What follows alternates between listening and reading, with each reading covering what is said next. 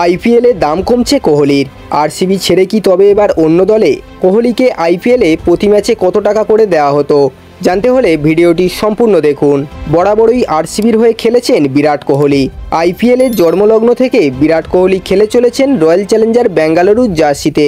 2008 সালে প্রথম আইপিএলের ড্রাফট টিমে বিরাট কোহলিকে 12 লক্ষ টাকা দিয়ে কিনেছিল আরসিবির তৎকালীন মালিক বিজয় মাল্য।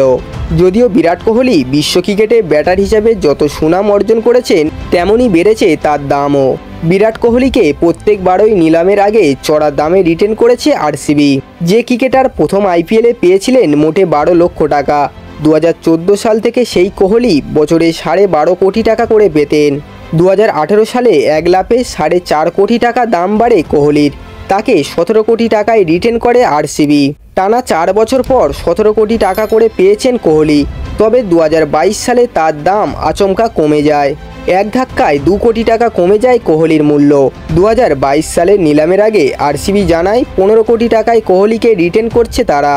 2025 সালের আইপিএলের আগে হবে মেগা নিলাম। সেখানে কোহলিকে কি আরও কম দামে রিটেন করার পথে হাঁটবে আরসিবি? কেউ কেউ বলছেন দাম কমায় কোহলির উচিত রিটেনশন প্রথায় না গিয়ে নিলামে ওঠা। তাহলে অন্য কোনো দল আরও চড়া দামে কিনে নিতে পারবে তাকে।